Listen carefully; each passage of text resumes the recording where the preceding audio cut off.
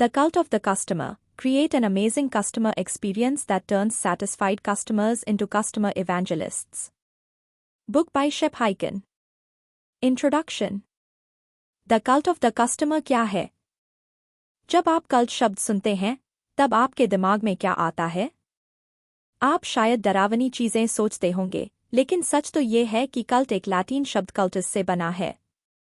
इसका मतलब केयर यानी देखभाल करना या परवाह करना होता है। इस समरी का फोकस है एक ऐसा कॉर्पोरेट कल्चर क्रिएट करना जहां एम्प्लॉयज और कस्टमर्स का ध्यान रखा जाता है और उस फलने फूलने वाले कल्चर की वजह से कस्टमर और एम्प्लॉय इवेंजलिस्ट बन जाते हैं जो ब्रांड को प्रमोट करते हैं। इवेंजलिस्ट वो लोग होते हैं जो सबको बताते हैं कि आपकी कंपनी कितनी लाजवाब है। कल्ट का मतलब है लोगों का एक ग्रुप जिनके एक जैसे बिलीफ, इंटरेस्ट और एक्सपीरियंस होते हैं। इस समरी में हम उन 5 स्टेजेस के बारे में बातें करेंगे जिससे एम्प्लॉयज और कस्टमर्स को गुजरना पड़ता है। ये तब शुरू होता है जब वो आपके साथ पहली बार बिजनेस करते हैं और तब तक चलता है जब तक वो आपकी कंपनी या ब्रांड के लिए लॉयल यानी वफादार नहीं बन जाते। वो 5 स्टेजेस कुछ इस तरह हैं: अनसर्टेनिटी, अलाइनमेंट, एक्सपीरियंस, ओनरशिप और अमेजमेंट। तो आपका गोल होना चाहिए कि आप सबसे बेस्ट सर्विस डिलीवर कर सकें, कुछ ऐसा कि कस्टमर दोबारा आपके पास आने से खुद को रोक ना सके। इस तरह कस्टमर्स और एम्प्लॉयज आपके ब्रांड के लॉयल इवेंजलिस्ट बनते चले जाते हैं। जीनी और आइसक्रीम शॉप। एक बार की बात है, एक जीनी था जो बिजनेसलैंड के टाउन स्क्वायर में आया था। वहां वो 3 एंटरप्रेन्योर से मिला। उन सबको एक आइसक्रीम स्टॉल खोलनी थी। जीनी ने कहा कि वो तीनों की एक इच्छा पूरी करेगा, लेकिन वो उनकी इच्छा तभी पूरी करेगा जब वो इच्छा उस एंटरप्रेन्योर के बिजनेस की सक्सेस की गारंटी दे सके। जीनी ने पहले एंटरप्रेन्योर की तरफ इशारा किया और कहा, अपनी इच्छा बताओ और उसे अच्छे से समझाओ।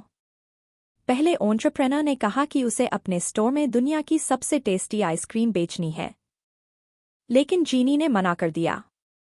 उसने कहा कि दुनिया का सबसे अच्छा आइसक्रीम भी बिजनेस के सक्सेस को गारंटी नहीं दे सकता। फिर जीनी ने दूसरे एंटरप्रेन्योर की तरफ इशारा किया और कहा, अपनी विश बताओ और अच्छे से समझाओ। दूसरे एंटरप्रेन्योर ने कहा कि उसे अपने स्टोर के लिए सबसे अच्छी लोकेशन चाहिए, जहां से सब लोग उसकी स्टॉल को देख सकें और उससे आइसक्रीम खरीदने आए। लेकिन जीनी ने इसे भी मना कर दिया। उसने कहा कि सबसे अच्छी लोकेशन होना भी एंटरप्रेन्योर की सक्सेस की गारंटी नहीं दे सकता। आखिर में जीनी ने तीसरे एंटरप्रेन्योर को देखते हुए कहा, अपनी विश बताओ और अच्छे से समझाओ। तीसरे एंटरप्रेन्योर ने जवाब देते हुए कहा, मेरे पास आइसक्रीम है, जो शायद इस दुनिया की सबसे टेस्टी आइसक्रीम नहीं है। मेरे पास लोकेशन भी है जो शायद सबसे अच्छी जगह नहीं है, लेकिन मेरी इच्छा ये है कि मेरे आइसक्रीम शॉप में हर रोज लॉयल कस्टमर्स की लंबी लाइन लगी रहे। मैं विश करता हूं कि मेरे पास हमेशा बहुत सारे कस्टमर्स हों। जीनी मुस्कुराया और उसने तीसरे एंटरप्रेन्योर को कहा, तुमने बिल्कुल सही कहा। मैं तुम्हारी इच्छा जरूरी पूरी करूंगा। तुम्हारा इच्छा मेरे लिए हुक्म है। इस घटना के बाद वो तीसरा एंटरप्रेन्योर बहुत ज्यादा सक्सेसफुल हो गया। उसके आइसक्रीम का बिजनेस फलने फूलने लगा। इस कहानी का सबक ये है कि ये मायने नहीं रखता कि आपके पास बेस्ट प्रोडक्ट है या नहीं। ये भी मायने नहीं रखता कि आपके पास बेस्ट लोकेशन है या नहीं, लेकिन अगर आपके पास कस्टमर्स नहीं हैं, तो आपके पास बिजनेस भी नहीं है। बेस्ट कस्टमर सर्विस डिलीवर करना आपका गोल होना चाहिए, ताकि आपके पास लॉयल कस्टमर्स हों जो आपका प्रोडक्ट खरीदने बार बार आएं और अपने जान पहचान वाले लोगों को आपके प्रोडक्ट के बारे में बताकर आपका कस्टमर बेस बढ़ाने में मदद भी करें। आपके बिजनेस का मकसद सिर्फ पैसे या प्रॉफिट कमाना नहीं होना चाहिए, बल्कि आपको ज्यादा कस्टमर्स को अट्रैक्ट करना होगा और उन्हें खुश रखना होगा। ऐसे ही आप कामयाब हो पाएंगे। अब हम उन 5 स्टेजेस के बारे में डिस्कस करेंगे कि कैसे आप अपने बिजनेस को अनसर्टेनिटी के स्टेज से अमेजमेंट की स्टेज तक पहुंचा सकते हैं। अनसर्टेनिटी। तो ये पहला फेज है, कल्ट ऑफ अनसर्टेनिटी। इनकंसिस्टेंट है यानी इसमें बदलाव होता रहता है, कभी अच्छा तो कभी बुरा। ये एम्प्लॉयज और कस्टमर्स दोनों को अलग थलग कर देता है। दुख की बात तो ये है कि ज्यादातर कंपनियां ऐसे ही बिजनेस करती हैं। सभी लोगों को इसकी आदत हो चुकी है। अनसर्टेनिटी का मतलब है लगातार अबव एवरेज एक्सपीरियंस डिलीवर ना कर पाना। एक कड़वा सच ये भी है कि ज्यादातर एम्प्लॉयीज और कस्टमर्स अपना ज्यादातर समय कल्ट ऑफ अनसर्टेनिटी में खर्च कर देते हैं। इसमें कस्टमर्स को पता नहीं होता कि उन्हें किस तरह की सर्विस मिलेगी। यहाँ एम्प्लॉयीज के पास कस्टमर्स को लगातार बेहतरीन एक्सपीरियंस देने के लिए ना तो ट्रेनिंग होती है और ना ही जरूरत के साधन यानी टूल्स। कल्ट ऑफ अनसर्टेनिटी में प्रोसेस कंसिस्टेंट या एक जैसा नहीं होता। एम्प्लॉयीज के पास एक गाइडिंग विजन नहीं होता कस्टमर्स से डील करने के लिए। वो कभी अच्छी सर्विस डिलीवर करते हैं तो कभी बुरी सर्विस। वहाँ कंसिस्टेंसी बिल्कुल नहीं होती और कस्टमर को ऐसा एक्सपीरियंस मिलता है जिससे वो प्रोडक्ट या सर्विस पर भरोसा बनाकर नहीं रख पाते। यहाँ कुछ ऐसे साइन हैं जो बताते हैं कि आपकी कंपनी कल्ट ऑफ अनसर्टेनिटी में है। एम्प्लॉयीज को ऐसा फील नहीं होता कि वो टीम का एक हिस्सा है। यहाँ बेरुखी और मोटिवेशन की कमी का एटीट्यूड होता है। यहाँ एम्प्लॉयीज के स्किल्स को बढ़ाने के लिए कोई ट्रेनिंग नहीं दी जाती। इसके साथ ही एम्प्लॉयीज को लगता है कि उनके काम को कोई अहमियत नहीं देता या उनके काम की कोई तारीफ नहीं करता। एम्प्लॉयीज और कस्टमर्स दोनों कंपनी के विजन और ब्रांड के प्रॉमिस को लेकर श्योर नहीं होते हैं। टेरी ब्लैक सुपर स्मोकर्स बीबीक्यू नाम के रेस्टोरेंट के मालिक हैं। ये रेस्टोरेंट सेंट लुइस, मिसूरी में है। ये रेस्टोरेंट काफ़ी मशहूर है जिसे हाई क्वालिटी खाना ऑफर करने के लिए अवार्ड भी दिया गया है। सुपर स्मोकर्स को एक बहुत बड़ा कॉन्ट्रैक्ट मिला था जिसमें उन्हें एक बड़े स्पोर्ट्स स्टेडियम में खाना सप्लाई करना था। टेरी इस नए वेंचर के लिए बहुत एक्साइटेड थे, लेकिन उन्हें जल्द ही एहसास हुआ कि कहीं न कहीं कुछ तो गलत हो रहा था। असल में जो खाना वो स्टेडियम में ऑफर कर रहे थे वो हमेशा अच्छी क्वालिटी का नहीं होता था। कई बार कॉर्न ज्यादा पका हुआ होता था, कभी मीट एकदम सूखा होता था वगैरह। वहाँ बहुत से कस्टमर्स को लो क्वालिटी प्रोडक्ट मिल रही थी जो टेरी अपने रेस्टोरेंट में कभी बर्दाश्त नहीं करते। इस बीच वे लोग जो अक्सर टेरी के रेस्टोरेंट में जाया करते थे, उन्होंने स्टेडियम में सर्व किए जाने वाले बीबीक्यू के टेस्ट में फ़र्क महसूस किया। टेरी जल्द से जल्द इस प्रॉब्लम को सॉल्व करने में लग गए। उन्होंने मेन्यू से कुछ चीज़ें हटाने का फैसला किया। उन्होंने आइटम की क्वांटिटी से ज़्यादा उसकी क्वालिटी के ऊपर ध्यान देना शुरू किया। टेरी ने स्टेडियम में एम्प्लॉय की ट्रेनिंग को भी इम्प्रूव किया। उनका टारगेट था कस्टमर्स के स्टेडियम के एक्सपीरियंस को रेस्टोरेंट के एक्सपीरियंस की तरह बनाना। ये एक स्मार्ट मूव था। धीरे धीरे स्टेडियम में फूड और सर्विस की क्वालिटी अच्छी होने लगी। वहाँ के उन्हें ज़बरदस्त प्रॉफिट होने लगा। स्टेडियम ने एक पावरफुल चुंबक की तरह काम किया क्योंकि ज़्यादा से ज़्यादा लोग टेरी के रेस्टोरेंट और केटरिंग बिजनेस के बारे में जानने लगे। तो आप अपने बिजनेस को अनसर्टेनिटी से बाहर कैसे निकाल सकते हैं? पहले आपको इस बारे में सोचना होगा कि अभी आप कहाँ हैं। आपको अपनी करंट स्टैंडिंग को स्टडी और एक्सेप्ट करना होगा। बदलाव तभी शुरू होता है जब आप अनसर्टेनिटी से बाहर निकलने का फैसला लेते हैं। अलाइनमेंट। इस स्टेज पर आप अनसर्टेनिटी से बाहर आ चुके होते हैं। आप कल्ट ऑफ अलाइनमेंट में आ जाते हैं, जिसका मतलब है आप सही डायरेक्शन में चल रहे हैं। आपको अपने बिजनेस का एक मंत्रा मिल जाता है जिसे हर एम्प्लॉय जानता और समझता है। मंत्रा एक की फ्रेज है जो सिंपल और शॉर्ट होता है, फिर भी वो आपके गोल्स और वैल्यूज को बहुत अच्छे से एक्सप्लेन करता है। इस मंत्र का मकसद होता है कस्टमर्स और एम्प्लॉयीज को आपकी कंपनी और उसके गोल्स और वैल्यूज के बारे में याद दिलाना। यहाँ कुछ सक्सेसफुल कंपनीज और उनके मंत्रा दिए गए हैं, आइए उनके बारे में जानते हैं। रिट्स कार्ल्टन होटल अपने एम्प्लॉयीज के बारे में कहता है, लेडीज और जेंटलमैन जो दूसरे लेडीज और जेंटलमैन को सर्व कर रहे हैं। ये मंत्रा कस्टमर्स को होटल के कल्चर, माहौल और एक्सपीरियंस के बारे में याद दिलाता है या बताता है। वॉल्क्सवैगन का मंत्रा है, out of love for the automobile. Her level पर काम करने वाले सारे एम्प्लॉयीज जैसे इस मंत्रा को खुद में समा लेते हैं। ये कंपनी के कल्चर, माहौल और कस्टमर के एक्सपीरियंस को डिफाइन करता है। अवीस रेंट अ कार में मंत्रा है, वी ट्राई हार्डर। आइए कंपनी के एडवर्टाइजमेंट का स्लोगन भी है। ये कंपनी अभी तक नंबर 1 नहीं बनी थी और उन्होंने इस बात का फायदा उठाया। उन्होंने इस मंत्रा को ब्रांड के प्रॉमिस में बदल दिया जो था कि अवीस रेंट अ कार भले ही नंबर 1 नहीं था, लेकिन वो बेहतर कस्टमर एक्सपीरियंस देने के लिए ज़्यादा से ज़्यादा कोशिश करने को तैयार थे।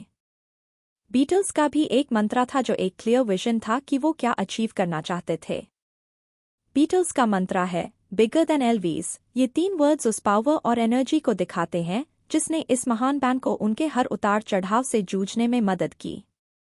आपका मंत्र एक कॉम्पास की तरह है जो आपको सही डायरेक्शन दिखाता है। तो आपके कंपनी का क्या मंत्र है? अगर आपका कोई मंत्र नहीं है तो आप एक शॉर्ट लेकिन मीनिंगफुल फ्रेज बना सकते हैं और ज़रूरत पड़ने पर आप इसे बाद में चेंज भी कर सकते हैं। इम्पॉर्टेंट बात यह है कि मंत्र आपके एम्प्लॉयज़ को कंपनी का मिशन और विजन समझाने में मदद करें। अगर आप सही प्रोसेस, स्ट्रक्चर, ट्रेनिंग और हायरिंग प्रोसेस ऐड करेंगे तब आप ऑलरेडी कल्ट ऑफ अलाइनमेंट में आ गए हैं। एक्सपीरियंस। कल्ट ऑफ एक्सपीरियंस का मतलब है वो एक्शन जो मंत्रा को सपोर्ट करता है। एम्प्लॉयज़ और कस्टमर्स दोनों को अब कंपनी से पॉजिटिव एक्सपीरियंस मिलता है। अब एम्प्लॉयज़ और कस्टमर्स ज़्यादा पॉजिटिव एक्सपीरियंस एक्सेप्ट करते हैं। अब उन्हें कंपनी पर भरोसा है और वो जानते हैं कि उनकी ज़रूरतों को पूरा किया जाएगा। कभी कभी कंपनी को फिर भी शिकायत सुनने को मिलती है, लेकिन अंत में वो सॉल्व हो जाते हैं और कस्टमर भी संतुष्ट हो जाता है। ऐसा इसलिए होता है क्योंकि अब एम्प्लॉयज़ पहले से बेहतर ट्रेन हो चुके होते हैं। उनके पास बेहतर टूल्स होते हैं और एम्प्लॉयज़ ब्रांड के वादे और मंत्र को समझते हैं और उसे पूरा करते हैं। कल्ट ऑफ एक्सपीरियंस तब होता है जहां एम्प्लॉयज़ और कस्टमर्स अपने आप से कहते हैं, इस कंपनी में मैंने कुछ अच्छी चीज़ें देखी हैं और अब मैं चाहता हूं कि इस कंपनी में मेरा विश्वास बढ़े। यहाँ पर एक्सपीरियंस अच्छे होते चले जाते हैं और कंपनी अपने कल्ट ऑफ अनसर्टेनिटी से लंबा सफ़र तय कर चुकी होती है। कुछ साइंस हैं जो दिखाते हैं कि आप कल्ट ऑफ एक्सपीरियंस में हैं। एम्प्लॉयज़ पावरफुल फील करते हैं। उन्हें कस्टमर्स या उनकी टीम से उनके अच्छे काम के लिए पहचान या तारीफ मिलती है। यहाँ कंपनी का इंटरनल प्रोसेस पहले से ज़्यादा स्मूथ और ज़्यादा इफेक्टिव हो जाता है। ऑर्गेनाइजेशन अब कस्टमर फोकस्ड बन जाती है। यहाँ ऑथर ने पेपैल के साथ अपने पहले एक्सपीरियंस के बारे में बताया है। पहली बार जब शेप हाइकिन ने पेपैल के बारे में सुना था तब उन्हें उस पर सिर्फ शक नहीं था बल्कि वो डरे हुए भी थे। शेप चिंतित थे कि उनके फाइनेंशियल इन्फॉर्मेशन को चुरा लिया जाएगा और जो वो पैसे भेजेंगे वो कभी वेंडर के पास नहीं पहुंच पाएगा। उन्होंने पेपैल पर अपना अकाउंट बनाने में काफ़ी समय लगाया। शेप ने रिसर्च भी की क्योंकि वो श्योर होना चाहते थे कि पेपैल सेफ है या नहीं। आधा घंटा रिसर्च करने के बाद फाइनली उन्होंने अपना अकाउंट बनाया और साइट से अपना पहला प्रोडक्ट खरीदा। उनका ट्रांजैक्शन सक्सेसफुल हो गया था। पेपैल के थ्रू पैसे भेजना उससे कहीं ज़्यादा आसान था जितना उन्होंने सोचा था। जिस प्रोडक्ट के लिए उन्होंने पे किया था वो अगले दिन ही उन्हें मिल गया और जिस बात का उन्हें सबसे ज़्यादा डर था वो भी नहीं हुआ, यानी कोई फ्रॉड या उनके बैंक अकाउंट से बिना उनकी जानकारी के पैसे नहीं निकाले गए थे। इस तरह शेप ने पेपैल के साथ कल्ट ऑफ एक्सपीरियंस में एंटर किया। वो देखना चाहते थे कि क्या उन्हें फिर एक अच्छा एक्सपीरियंस मिलेगा या नहीं। उन्होंने पेपैल से कुछ और चीज़ें खरीदीं। हर ट्रांजैक्शन बड़ी स्मूथली और बिना किसी प्रॉब्लम के 1 मिनट में ही पूरा हो जाता था। अब शेप अनसर्टेनिटी के शुरुआती स्टेज से आगे बढ़ गए थे और अब वो जानते थे कि पेपैल के साथ उन्हें हमेशा भरोसेमंद और सेफ एक्सपीरियंस ही मिलेगा। ओनरशिप। अनसर्टेनिटी से अलाइनमेंट तक और फिर एक्सपीरियंस तक अब हम 4th फेज में हैं, जो है कल्ट ऑफ ओनरशिप। ये अपनेपन की भावना से डिफाइन होता है जो कस्टमर्स और एम्प्लॉयज़ के कई पॉजिटिव एक्सपीरियंस के कारण डेवलप होता है। जैसा कि एरिस्टोटल ने कहा था, हम वो बन जाते हैं जो हम बार बार करते हैं। एक्सीलेंस कोई इत्तेफाक नहीं है, ये एक आदत है। ओनरशिप का मतलब है जब एम्प्लॉयज़ फील करते हैं कि वो भी कंपनी का हिस्सा हैं। इसका मतलब है कि रोज़ सुबह ऑफिस जाना और वहाँ काम करना पसंद करते हैं, वे काम करना पसंद करते हैं। कुछ क्लूज हैं जो बताते हैं कि आपका बिजनेस ओनरशिप के स्टेज पर है। ऑर्गेनाइजेशन के हर लेवल पर बेस्ड कस्टमर एक्सपीरियंस को सबसे ज़्यादा इंपॉर्टेंस दी जाती है। अगर कोई भी प्रॉब्लम होती है तो एम्प्लॉयज़ उसे सही एटीट्यूड से जल्दी सॉल्व कर सकते हैं। ओनरशिप का सबसे अच्छा एग्जाम्पल है ऑनलाइन शू कंपनी ज़ैपोस। इमेजिन करें कि आप एक ऐसी कंपनी के लिए काम कर रहे हैं जो कस्टमर की प्रॉब्लम को हल करने और समय के साथ कंपनी को बेहतर बनाने के लिए अपने एम्प्लॉयज़ पर पूरा भरोसा करती है। ये ज़ैपोस का बिजनेस कल्चर है। ज़ैपोस के फाउंडर निक स्विनमर्न कहते हैं, आपको एक ही गोल के लिए काम करने के लिए कई आंखें, कान और हाथ चाहिए। वो गोल उनके लिए है, ना कि किसी और के लिए। सैपोस को उसके एक्सीलेंट कस्टमर सर्विस के लिए जाना जाता है। उसे उसकी वाओ फिलॉसफी के लिए जाना जाता है। ये सैपोस की सक्सेस का सीक्रेट है कि वो ऐसे काम करते हैं कि कस्टमर और एम्प्लॉयीज दोनों वाओ कहे बिना नहीं रह पाते। किसी भी कस्टमर से पूछ लीजिए, आपको हमेशा एक हाई लेवल कस्टमर सर्विस की कहानी सुनने को मिलेगी। कस्टमर्स को बिना किसी परेशानी या झंझट के बड़ी आसानी से अपना प्रोडक्ट मिल जाता है, जो उन्हें बार बार सैपोस आने पर मजबूर कर देता है। कंपनी के सीईओ टोनी सी का कहना है, हम चाहते हैं कि कस्टमर्स हर ट्रांजैक्शन पर वाओ कह पाए। इस तरह वो हमेशा के लिए हमारे कस्टमर बने रहेंगे। हम हमारे एम्प्लॉय, हमारे बिजनेस पार्टनर और वेंडर को भी वाओ फैक्टर देने की कोशिश करते हैं। ये पॉजिटिव एक्सपीरियंस का एक कंटिन्यूअस साइकिल क्रिएट करता है। इस तरह हम अपने तरीके से दुनिया को एक बेहतर जगह बना रहे हैं। टोनी सी से हमेशा पूछा जाता है कि उनकी कंपनी का सबसे बड़ा एसेट क्या है। उनका जवाब हमेशा एक ही होता है, जो है उनका यूनिक बिजनेस कल्चर। उन्होंने ये भी कहा कि सैपोस में कस्टमर सर्विस सिर्फ एक डिपार्टमेंट नहीं है, बल्कि एक पूरी कंपनी की तरह है। उनके ऑर्गेनाइजेशन में एक कहावत मशहूर है कि वो तो एक सर्विस कंपनी है जो इत्तेफाक से जूते और दूसरे एक्सेसरीज बेचती है। अमेजमेंट, ये फाइनल स्टेज है। ये वो है जिसके लिए हम एम कर रहे थे। कल्ट ऑफ अमेजमेंट का मतलब है जब कस्टमर्स और एम्प्लॉयीज आपके बिजनेस के प्रति लॉयल हो जाते हैं और उन्हें आपकी कंपनी के साथ अपनापन महसूस होने लगता है। उन्हें महसूस होता है कि वो आपकी कंपनी का हिस्सा हैं। वे और भी ज्यादा लोगों को कस्टमर या एम्प्लॉई के तौर पर आपकी कंपनी के साथ जोड़ने की इच्छा रखते हैं। इस स्टेज में इस कल्ट के मेंबर इवेंजलिस्ट बन जाते हैं। कल्ट ऑफ अमेजमेंट तब होता है जब एम्प्लॉयीज महसूस करते हैं कि उनके काम की तारीफ की जा रही है और वे भी टीम का हिस्सा हैं।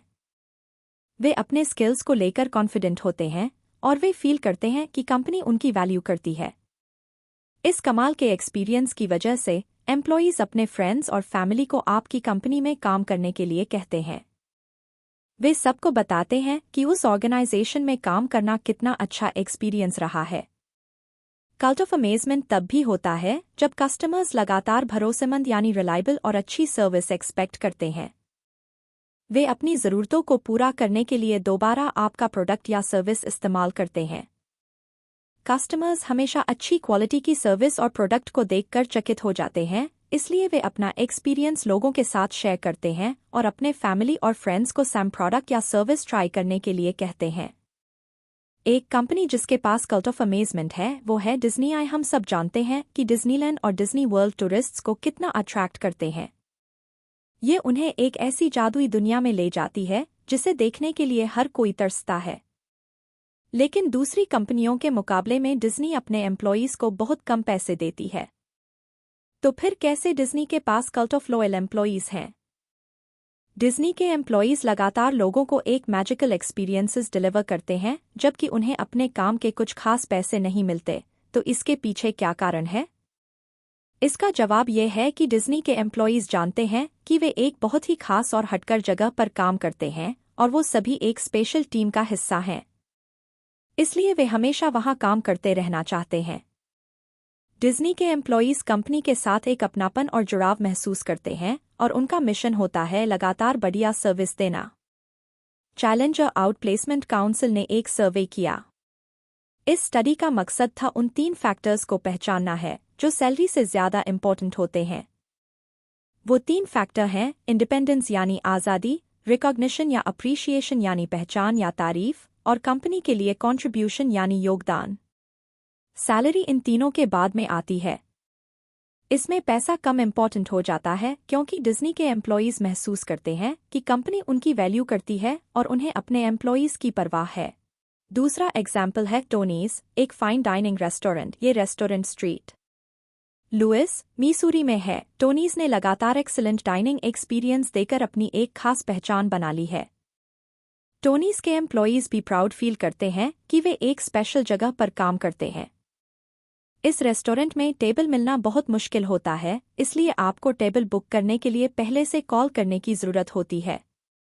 लेकिन तब भी लोग घंटों तक लाइन में इंतजार करने के लिए तैयार रहते हैं क्योंकि टोनीज अपनी हाई क्वालिटी सर्विस के कारण खाना खाने जैसी सिंपल चीज को भी एक कभी ना भुलाए जाने वाले एक्सपीरियंस में बदल देता है।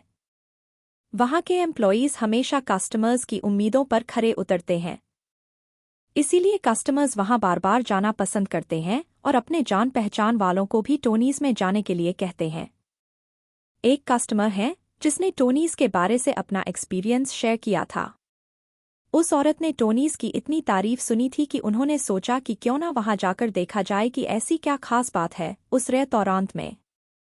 जब वो वहां गई तो दंग रह गई।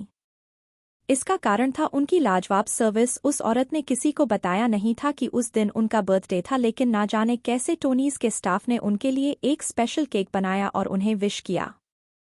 हुआ ये था कि उन लोगों ने उस औरत और उनके हस्बैंड की बातें सुन ली थी और तब उन्हें उनके बर्थडे के बारे में पता चला था। आपको जानकर हैरानी होगी कि रेस्टोरेंट के मालिक टोनी खुद हर टेबल पर जाकर कस्टमर्स से बातें करते हैं और उनकी हर जरूरत को पूरा करने की कोशिश करते हैं। ये एक हाई क्लास रेस्टोरेंट है जो काफी महंगा है, लेकिन ये जायज़ है क्योंकि वहाँ का खाना इतना लजीज है कि लोग उंगलियां चाटते रह जाते हैं और उनकी सर्विस उससे 4 कदम आगे है। उस औरत का कहना भी यही है कि टोनीज जाना यानी पूरे पैसे वसूल होना। टोनीज एक खास जगह इसलिए खास और खूबसूरत मौकों पर वहां जाना चाहिए क्योंकि वो आपके स्पेशल डे को और भी खास बना देते हैं। कंक्लूजन। तो आपने उन 5 स्टेजेस के बारे में जाना जिससे आपके कंपनी को गुजरना होगा ताकि आपके कस्टमर और एम्प्लॉय इवेंजलिस्ट में बदल सकें। आपके पास ऐसे कस्टमर्स होंगे जो हमेशा आपका प्रोडक्ट या सर्विस लेने के लिए वापस आएंगे और आपके बिजनेस को ज़्यादा लोगों को रेफर करेंगे। याद रखिए, ये बेस्ट प्रोडक्ट या बेस्ट लोकेशन के बारे में नहीं है। अगर आपके पास कस्टमर्स नहीं हैं, तब आपके पास कोई बिजनेस होगा। इसलिए आपको उन 5 स्टेजेस से गुजरना पड़ता है। आपने जाना कि कैसे अनसर्टेनिटी से हटकर लगातार हाई क्वालिटी और अमेजिंग सर्विस देना है। पहले आपने कल्ट ऑफ अनसर्टेनिटी के बारे में जाना। यहाँ एम्प्लॉयीज इनकंसिस्टेंट सर्विस डिलीवर करते हैं, यानी ऐसी सर्विस जिसमें बदलाव होता है। कभी वो अच्छी सर्विस देते हैं तो कभी बुरी। यहाँ कस्टमर्स ये नहीं जानते कि उन्हें क्या एक्सपेक्ट करना चाहिए। दूसरा, आपने कल्ट ऑफ अलाइनमेंट के बारे में जाना। अनसर्टेनिटी से बाहर निकलने के लिए आपको एक मेथड या कहें कि मंत्र की जरूरत होगी। ये एक शॉर्ट और सिंपल सा फ्रेज है जो बहुत पावरफुल होता है। ये मंत्र एम्प्लॉयीज और कस्टमर्स को कंपनी का मिशन और विजन समझने में मदद करता है। ये एक कॉम्पास की तरह आपके बिजनेस को सही दिशा दिखाता है। तीसरा, आपने कल्ट ऑफ एक्सपीरियंस के बारे में जाना। इस स्टेज पर कस्टमर्स और एम्प्लॉयीज को कंपनी से पॉजिटिव एक्सपीरियंस मिलते हैं। यहाँ एम्प्लॉयीज पावरफुल फील करते हैं और कस्टमर्स आपके साथ बिजनेस करने में सेफ महसूस करते हैं। फिर आपने कल्ट ऑफ ओनरशिप के बारे में जाना। ये तब होता है जब कस्टमर्स और एम्प्लॉयीज कंपनी के साथ एक अपनापन महसूस करते हैं। ये लगातार पॉजिटिव एक्सपीरियंस मिलने के बाद महसूस होती है। अच्छी सर्विस इत्तेफाक से नहीं होती। ये उन एम्प्लॉयीज द्वारा डिलीवर होता है जिन्हें अच्छी ट्रेनिंग और टूल्स मिलते हैं। अंत में आपने कल्ट ऑफ अमेजमेंट के बारे में सीखा। यहाँ कस्टमर्स और एम्प्लॉयीज ब्रांड के लिए लॉयल होते हैं। वे अब एक कल्ट ऑफ इवेंजलिस्ट्स बन जाते हैं जो कंपनी में बिलीव करते हैं और अपने ग्रेट एक्सपीरियंस को दूसरों के साथ शेयर करते हैं। तो क्या आप जानते हैं कि आपकी कंपनी किस स्टेज पर है? उसके बारे में सोचें। अगर आप अनसर्टेनिटी के स्टेज पर हैं, तो अभी भी देर नहीं हुई है। अपनी टीम के साथ अपने दिमाग के घोड़े दौड़ाइए और अपने मंत्रा को खोजिए। सिर्फ ज्यादा प्रॉफिट कमाने पर फोकस मत कीजिए। आपका एम होना चाहिए कि आप लगातार हाई क्वालिटी सर्विस दे सकें। जब आप सच में अपने कस्टमर्स और एम्प्लॉयीज की परवाह करेंगे, तब आपके बिजनेस को उड़ान भरने से कोई नहीं रोक पाएगा।